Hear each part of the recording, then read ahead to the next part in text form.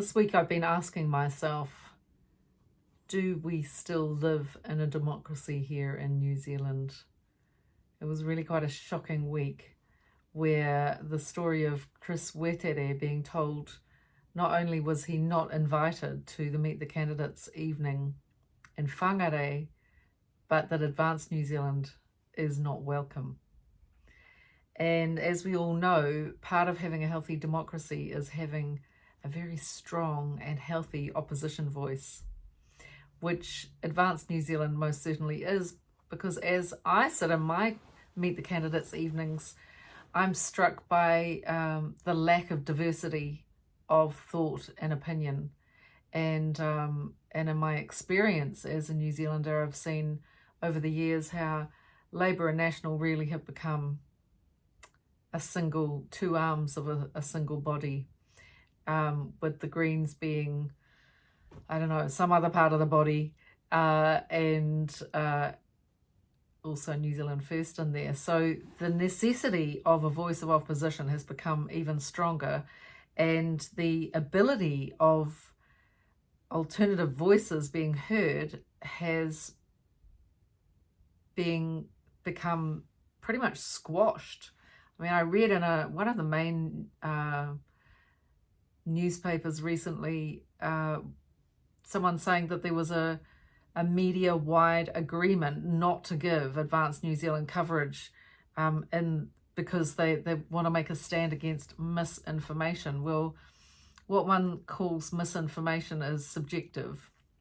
And particularly, in our opinion, the information, if we take the example of COVID, is the information being given to us by the government is incredibly misinformed, and we'd at least like to see where they're being informed from, which is looking pretty obvious to us that it's coming from the WHO, or even now we're not even keeping up with that. So anyway, back to democracy. The voice of opposition is really important, and this election, New Zealanders have a brand new option, which is the fastest growing political and people movement this country has ever seen, and we are literally being blocked out, banned, shadow banned online, simply not given airtime most of the time on TV, no positive interviews. The only information that goes up about Advance New Zealand is in a very negative light, without inquiry, without curiosity, without actually wanting to let the people of New Zealand know what it is we're standing for, even find out what we're standing for. And it's a very worrying time, even if you don't support the ideas of other people. Being able to hear them has a great deal to do with having the freedom and the information required to be heard. Now, democracy literally means rule by the people. So how can the people vote for a government that is a representation of themselves if they don't have all the information? Other ways that I'm seeing that we're not really a democracy is our leader, and I have to say this again because I've said it before, thinking that it's actually acceptable to say that her and her government are the single source of truth. That is such an outrageous statement that to me actually demonstrates exactly the mindset of where they're coming from. Our Prime Minister's now also suggested that we might go without meat one day a week. This is mental communism. And I think that our government has got out of control, and their vision has become blurred around what their role is. The media is incredibly complicit in that there's virtually in New Zealand nothing except opinion and propaganda in the newspaper, and also there's actually a regular article in our press in Christchurch called The Whole Truth, and I just think, and it usually doesn't even include a fact. It is very sloshy journalism that barely communicates anything except a person's opinion. So we've lost reporting, we've lost inquiry, we've lost curiosity, and we've also lost an access point, apart from the internet at the moment, for the general public to become educated about ideas so that they can start thinking for themselves. Dialogue is how we learn. Dialogue is how we settle on a place that is our own truth and sits well with our own heart. And when the press becomes simply a form of propagating set beliefs in the mass population by repetition of ideas without any kind of opposition, then we are truly in trouble.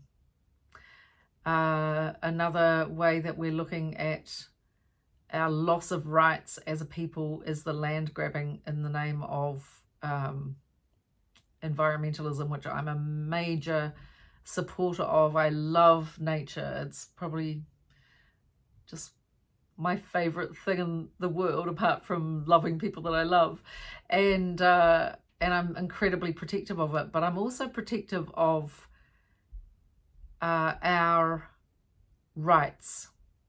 And if we buy land and we own it and it's ours, and governments don't get to come along and just take it away, and that's what's happening at the moment.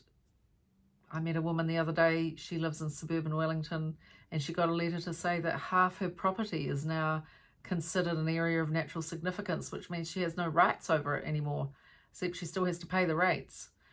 Another overriding of our rights, installation of surveillance cameras. It might seem small enough now, and if you haven't noticed them, they're those little round balls.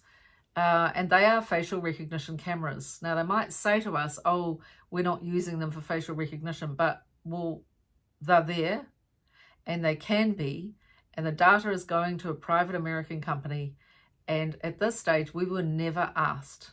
We were not given an opportunity to say whether that is something that we would like or not. And I think really the most serious part of all of this is that this goes well beyond our shores. This is a global idea, and it's fruited out, it's flowered from the UN, and we go on about the UN Agenda 21 and 2030, and that's because we need to, and people right now need to start learning what does that mean. What are the words that are used to try and make that sound attractive to us? Because the end game of that is to have control, and already we're seeing that our laws are being lined up in alignment with a global agenda.